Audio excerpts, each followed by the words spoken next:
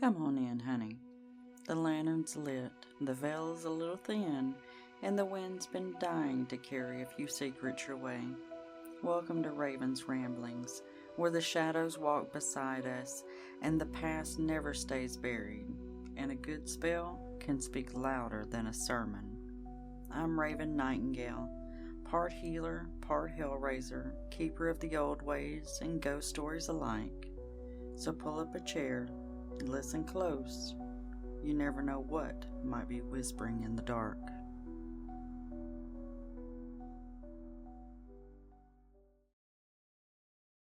Hello, my beautiful witchy souls, and welcome back to Raven's Ramblings. I am your host, Raven, as if y'all didn't know that already, your cozy, witchy sister in the shadows.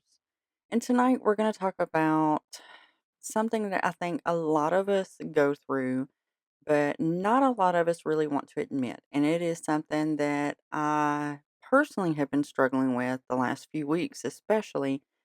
And I don't know if it's from Mercury going into retrograde or just life or what. But this is where we're going with. We're going to talk about struggling to connect with your craft. Yes, I know, right? That elephant in the room that nobody wants to acknowledge, but it's there. Because even the most seasoned of witches can hit dry spells. Moments where our magic feels distant, where our altars gather dust and our tarot decks feel heavy instead of inviting, where your intuition feels like it went on vacation without you. And that's okay. And it's hard, but it's going to be okay. Tonight, we're going to talk honestly about why this can happen, what it means, and how to gently find our way back home to our magic.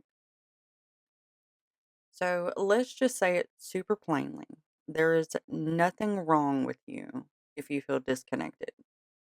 Nothing at all. Okay. It is normal. It happens. And any witch that says that that has never happened to them is probably full of shit because it happens to everybody. It really does. And for some people, it only lasts for a day or two. And for some of us, like me, it's been several weeks that I just have not been able to connect very well. Witchcraft is not a performance. It is not a productivity contest. It is not a checklist. Okay. It is a relationship with yourself, with the earth, with your energy, with your spirits, and with the world around you. And all relationships, all of them, have an ebb and flow to them. Sometimes life just gets heavy.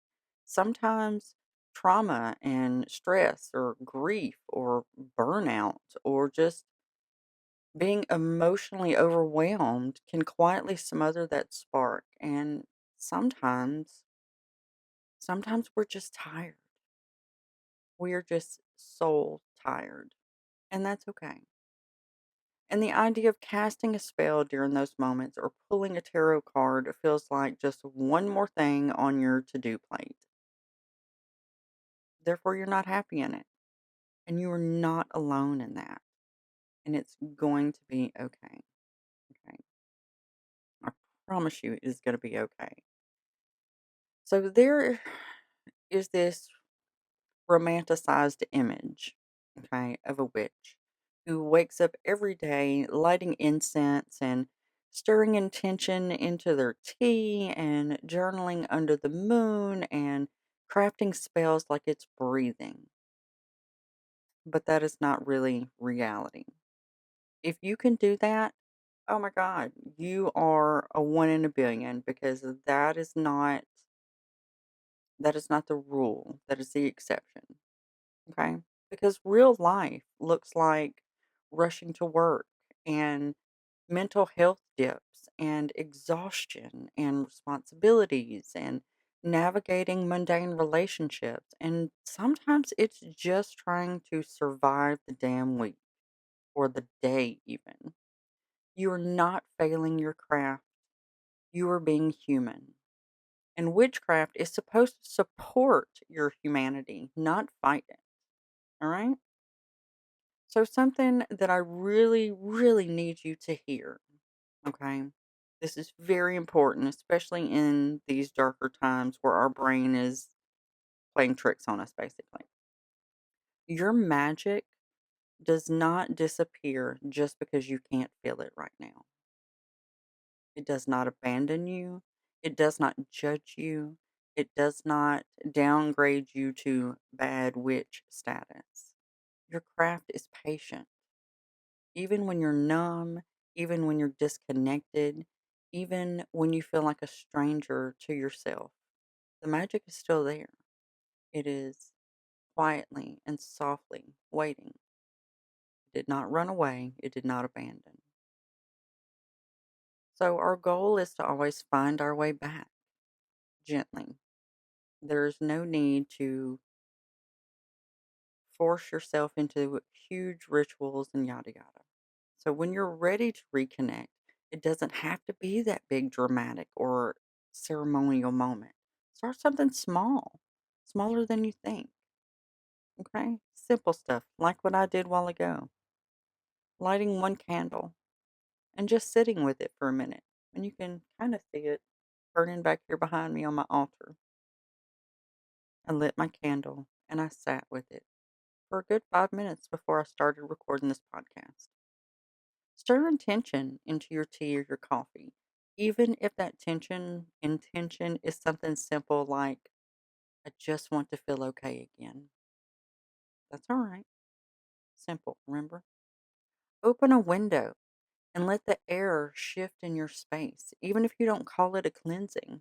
It doesn't have to be a formal cleansing. You're just letting that natural air come in and blow through. Okay? Take a shower. And imagine the water rinsing off everything that you've been carrying, whether it be spiritual or emotional or whatever. Just imagine it flowing down your body and down the drain. Hold a crystal, even for a moment. There's no perfect intention needed with that. Just allow that crystal's energy to fill you. Flip through your grimoire or your old notes or just a fun, witchy book without any pressure to do anything. Just flip through something. Maybe you have a specific witchy book that's always been your favorite. Flip to your favorite part of that book and just skim through it and just be there with it for those moments. You can always pull just a single tarot card without needing to interpret it perfectly. Just let the imagery itself talk to you. Just look at it, hold it, feel the energy of it.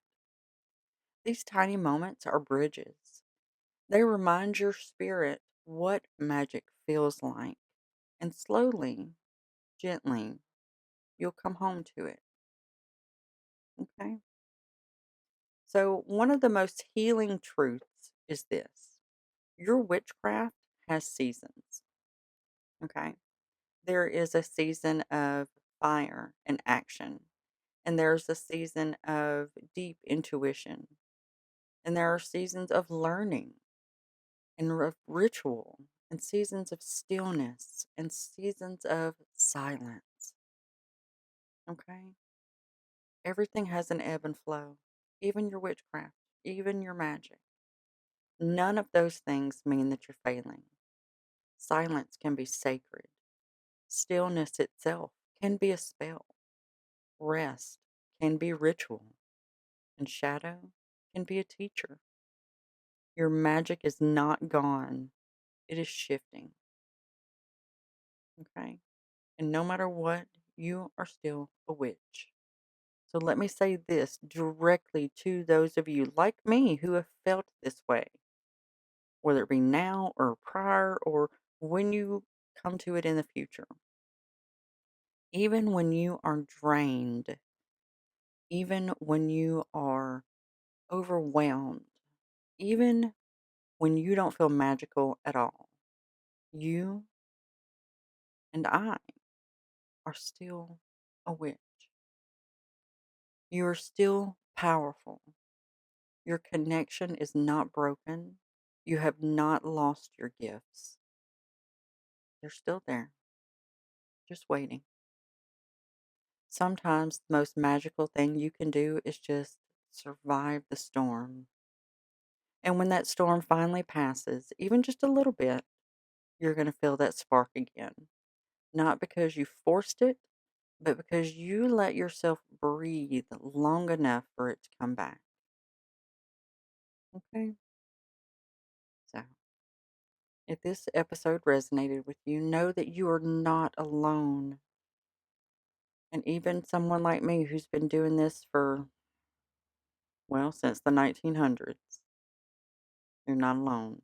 We are all walking this path together in the shadows and in light. So, thank you for joining me. And if you are in a season of disconnect right now, be gentle with yourself.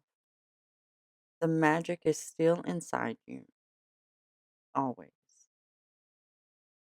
Blessed be, my dears. Bye.